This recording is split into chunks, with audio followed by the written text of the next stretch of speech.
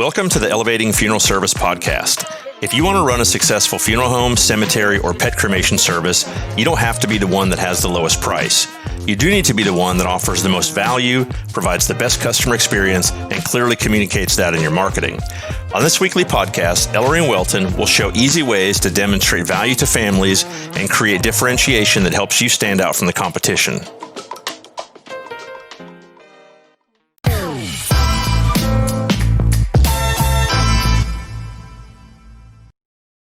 Hey everybody, welcome to another episode of Elevating Funeral Service. I'm your host, Ellery Bowker. I'm with my good friend and co-host, Welton Hong. Today we're going to be talking about the third part of a three-part series we've done on online reviews.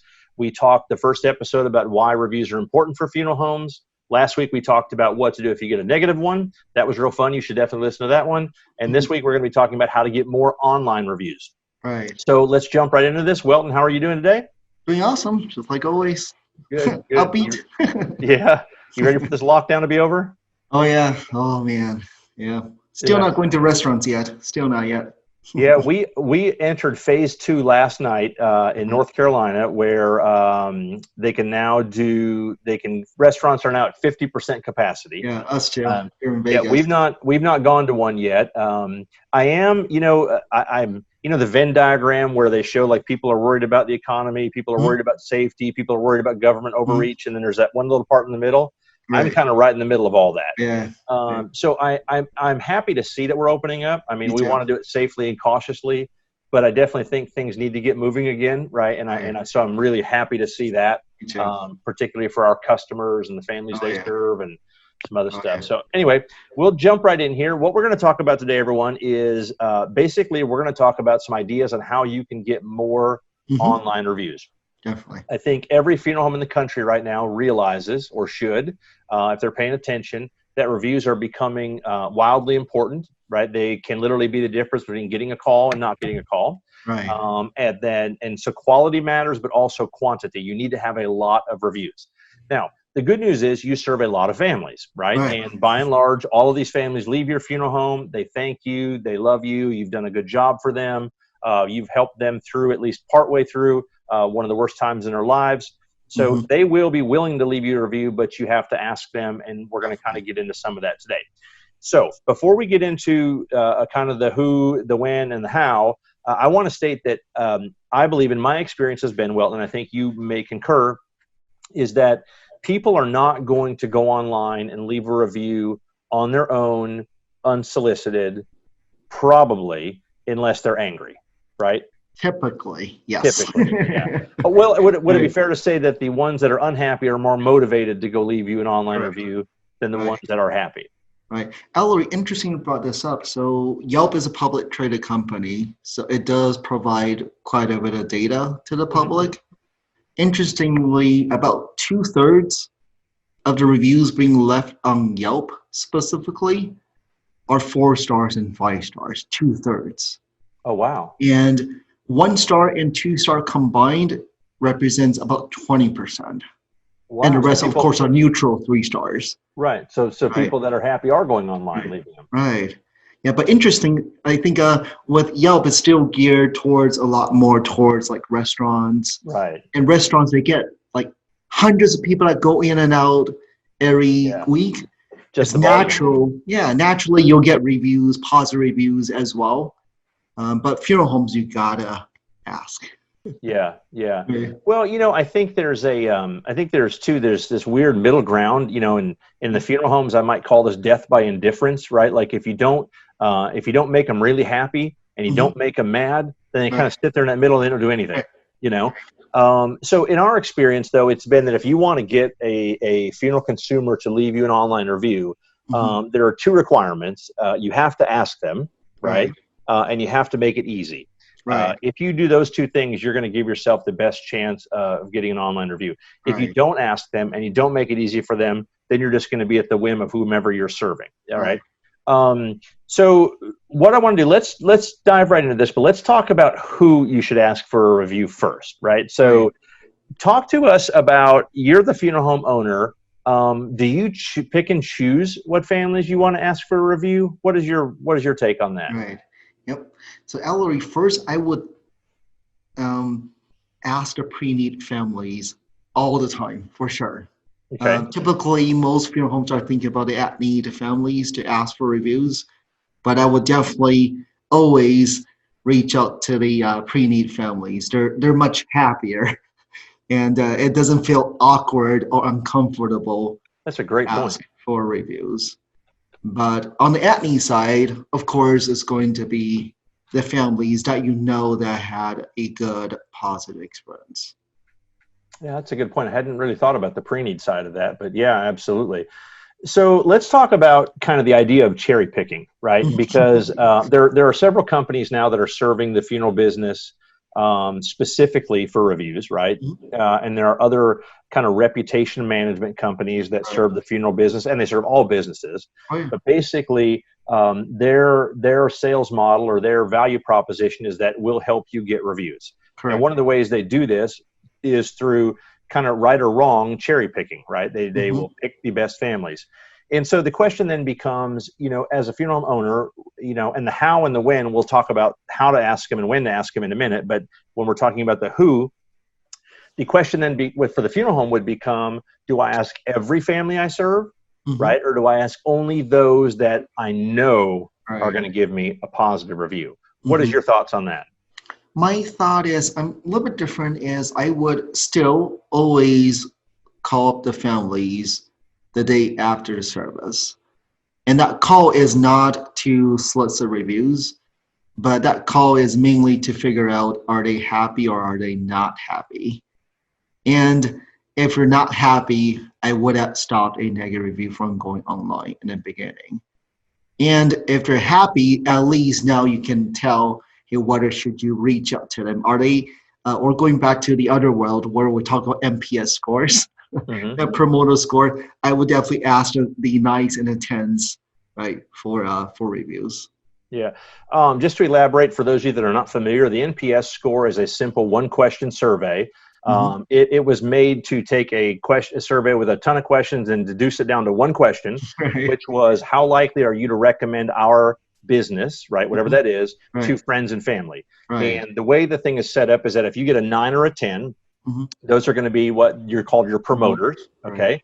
7 and 8 are going to be your indifferent people, right? They're just the ones that you didn't blow them away and you didn't make them mad. They're right in the middle. And then anything 6 or below, which is kind of a wide spread, are what are called your detractors, okay? Those are the people that are actually going to hurt you more than are going to help you. So what Weldon's talking about when he's talking about the NPS score is that right there. Like, how many of these people are going to go and promote you to their friends and to their families? Well, that's interesting that you say that, Welton, because one, I think about the practical side of a funeral home calling a family the next day, right? I wonder about that timing a little bit. And then you also, and I know you don't advocate this, but right then you're going to kind of say, are they happy or not? And then if they are happy, then you're going to reach out to them in a little bit later and ask them for a review, right? You're not going to ask them for a review on day one because that would seem a little bit disingenuous. So let's talk about a term that Google calls review gating.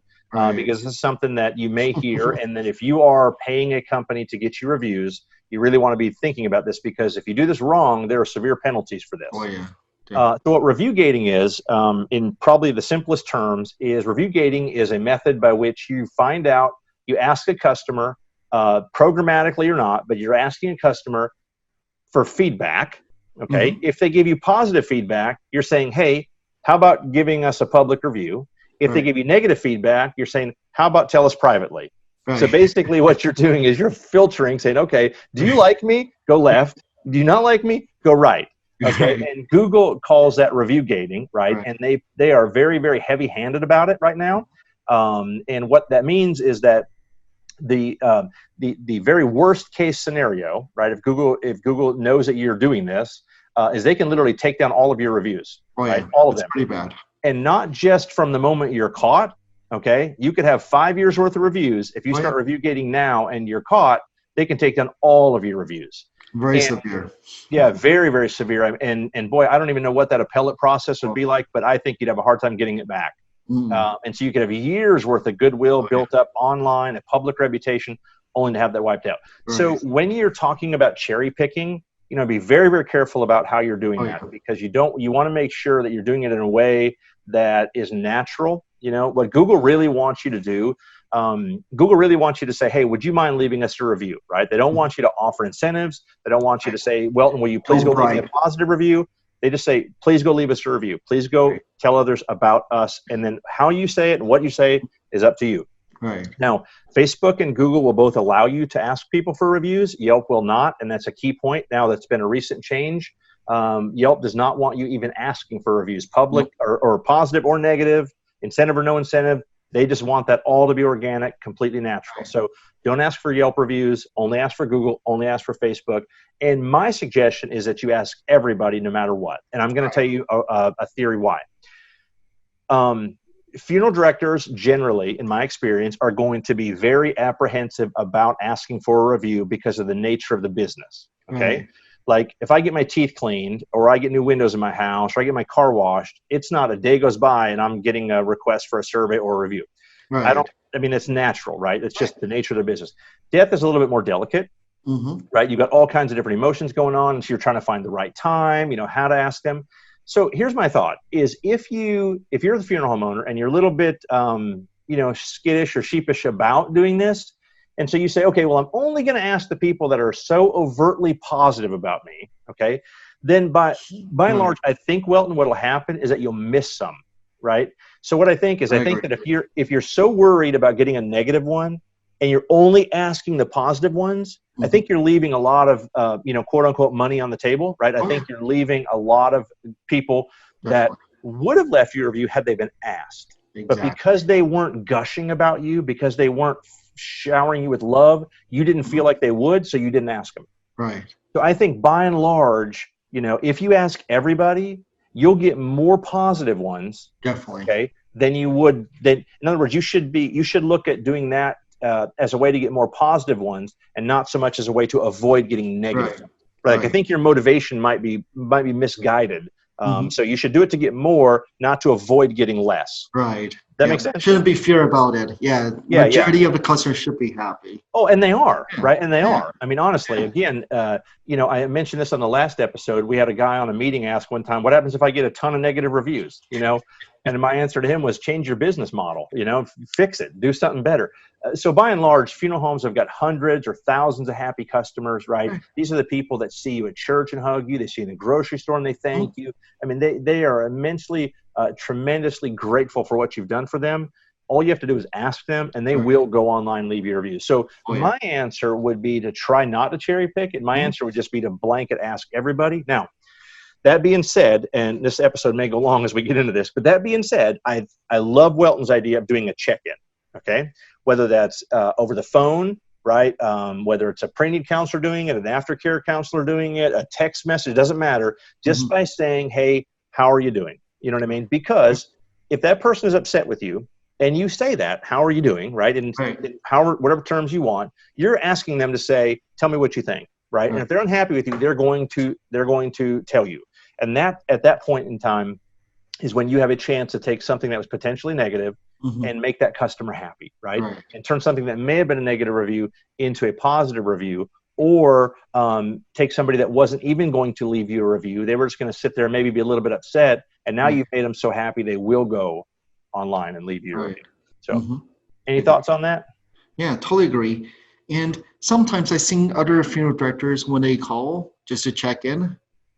And if the client is happy, what they would say verbally is, really appreciate you can go on Google and leave us a feedback.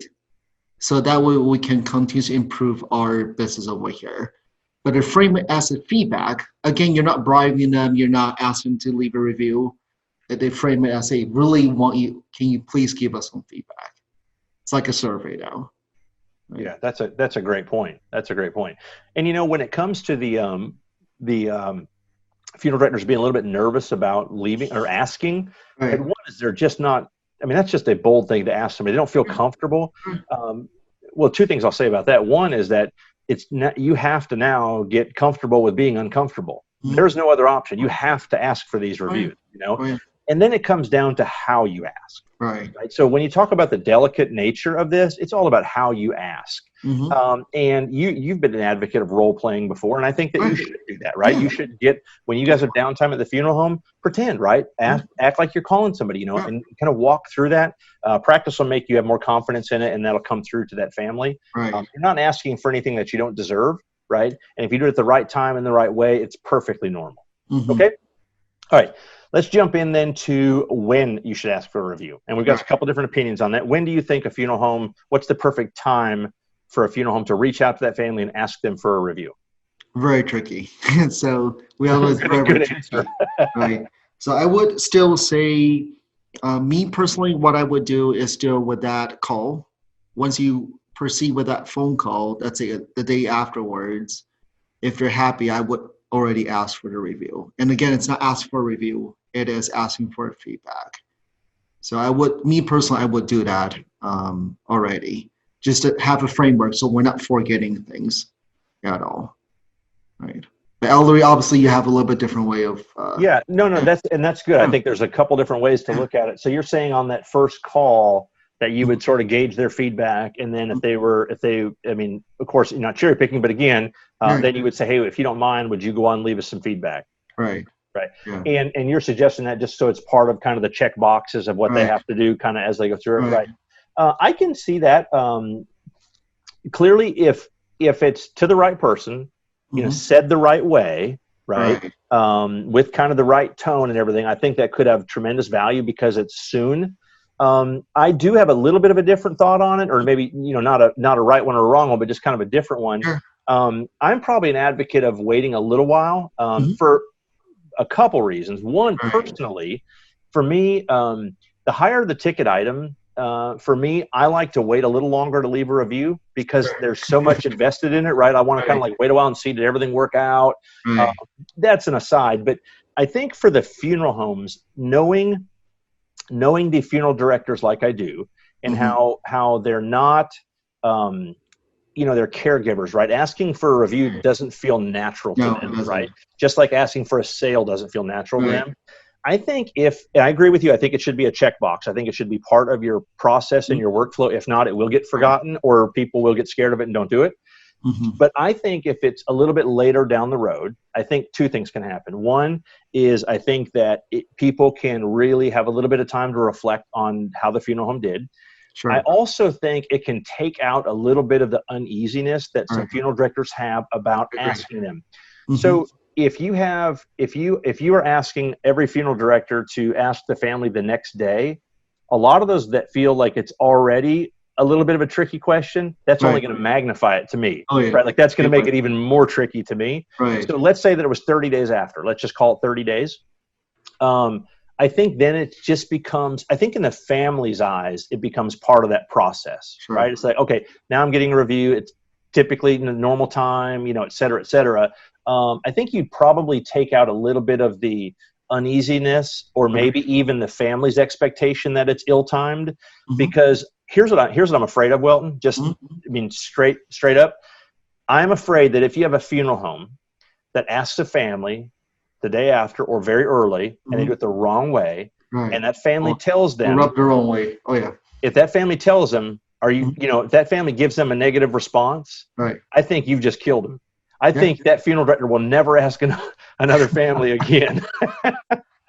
I really think that. But to me, if it's just part of the process, like a month later, I feel like it takes a little bit of that uneasiness out. And also, whether your follow up with that family is by phone or text or email or whatever, I think, you know, let's call it 30 days after that you ask them for a review. Well, then you have a month to get in touch with that family. Right. And if in that month that family's unhappy, right, maybe they've reached out to you and told you that, but even if you reach out to them, so let's say you reach out to them 2 weeks after, hey, Welton, how are you doing, et cetera. And then if that family replies back and says, well, you know what, I'm not doing well. I don't like you guys. I don't think you did a good job. I think it gives you some time, right, to work with that family and to maybe make that right, whatever that process was, and maybe have a chance to turn that negative, you know, into a positive. So I think there's a couple different ways of looking at it, but it's all going to come down to, you know, how you ask, you know, what your intentions are when you ask. If they feel like all you want is that review, You know what I mean? Then they're going to feel like you're disingenuous. No. And that's the worst of it. Right. Anything else about kind of when you should But ask? it's interesting, Ellery. So I think as you're talking, what goes in my mind is you just gotta ask for the review. Timing is however comfort you are in asking for that review, but you don't have to be shy in asking for that review. It's whatever is best from your own timing point of view. Yeah. What you think it's most comfortable, but you have to ask for the review. Yeah, absolutely. You have to, if you're uncomfortable with it, practice, right? You have to get comfortable with being uncomfortable. Families are not going to see it as unnatural because everyone's asking them for a review, right? Just like you could ask for a review, just like they use reviews. Yeah. I mean, we're becoming a culture of giving and receiving reviews and reading them and finding value in them. So it's not going to feel unnatural as long as you do it naturally, as long as you're genuine and you do it at the right time that feels good for you and for them. I think that's right. All right, let's jump into the last part of this would be how you should ask for reviews. Right. So really you could do it in person, right? By mail, by text, by email. You know, what do you say? What's your favorite method? What do you think is the most effective? How would you do it? I might do combination, still with a phone call first, and then letting them know, hey, I will be sending you an email. And of course, text do very, very well in getting to them. The open rate of text are much, much, much higher from that, just based on the open rate. So I would definitely do combination. Ideally, what I would do is I might do a phone call, and then if they haven't left a review, then they will get an alert maybe by email or by a text message. So it has to be a kind of ideally automation. I don't know whether anything out there existed, but ideally it will be a reminder them to leave a review from multi-channel way. Right. But without, again, hassling them at all. I think, again, you want to come across as genuine. You know, you want to come across as that, you generally want their feedback. And I really love that point you made on that. That's more feedback. I don't know which one works better. I mean, texting I think works better. We do that. We actually do some by mail too, and that seems to get a pretty good rate. Going back to kind of like how you ask, and again, not promoting our company, I'm just giving one idea, but like when we send a survey out, we include a card, and that card really, literally on one whole side of that card, it just says, will you do us a favor? You know what I mean? So it's just really asking that family, you just do us a favor, and then it's got a link on the other side. Texting, you're right, does well. I think email does well too if it gets opened. I love the idea of you giving them a phone call first. I think the efficacy of that would be high, but I think the practicality of that would be low because I don't think funeral directors are going to have the time to follow up with them. I love the idea of you letting them know you're going to be asking them for a review, right? And then it's going to come across as more genuine. They're going to go ahead and do that. Well, let me ask you this, Welton. So let's say that you're emailing somebody, you're texting somebody, and you're saying, hey, you want to leave us a review. You can't ask if it's Yelp. You can if it's Google or Facebook. So which one are you asking them to leave you a review on? By default, I would say these days it will be Google. If you can only choose one network, Google is the primary one to focus on for now. Why would you say that? Just simply, most people use Google. Whenever they're Googling your funeral home, they might not be even just looking at your reviews, but all the star ratings show up whenever they Google you already. So Google reviews are just a lot more prominent on the internet. Yeah, and I think too that the big battle right now, at-need is bought and pre-need is sold, right? So, I mean, I think that Google is going to be, like you always say, problem aware, right? And I think there are going to be more people searching for that than there are going to be for pre-need. So if you're asking them, you're going to ask them for Google. Do you ever ask them for both? I would, yeah. And whichever one they feel a little more affinity towards, or maybe not everybody has a Google account. So maybe they might choose to leave a review on Facebook instead. Yeah, because everybody's on Facebook. Yeah. Awesome. Well, this has been good. I think this has been some really good information. I think a takeaway from this episode would be that you just have to ask. Just have to. Right. Yeah, you Get just out have of your to comfort ask. zone. Say it again. Get out of your comfort zone. Yeah, really. You're going to have to, because at the end of the day, the consumer's not, they're looking at these reviews. They're making very quick decisions about who they're going to call and who they're not going to call. And you made a good point on the first episode we did on reviews 2 weeks ago.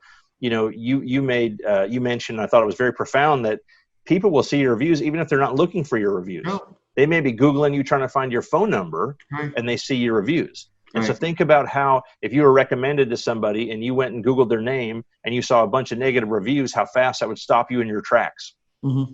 Right. Like, whoa, that's a warning, and so that's pretty profound right there. So, listen, we've enjoyed doing this. These 3 parts here. I think that we could talk about online reviews for months. I don't think there's probably anything more important right now for funeral homes on kind of an at-need, winning at-need calls right now, than, having good search engine position, right? Doing your paid search in markets where it makes sense. But more importantly, getting online reviews. Online reviews will be the great equalizer. It can let you, as a small firm, compete against the largest of firms out there. Easily. So just understand that these families are an asset, right? They love you. You've done a great job for them. You have to ask them to get reviews. And if you want any help with that, ask us. We can answer any questions you guys have. But we truly do hope you found some value in that. If you did, if you don't mind, on your favorite podcasting app, if you could leave us a review or give Welton and I some feedback and let us know how we're doing. We're doing this to provide as much information as we can. And we really enjoy doing it. So any feedback you can give us, we would certainly appreciate that. Next week, we've got a very cool episode. I think you're really going to like it. We're going to be talking about texting in your funeral home. Should you be texting families? Why should you be texting families? How are they responding? And how funeral homes are finding value in doing that. So it's going to be a really, really great episode. So please tune in for that one. So until next time, thanks, guys. Bye-bye.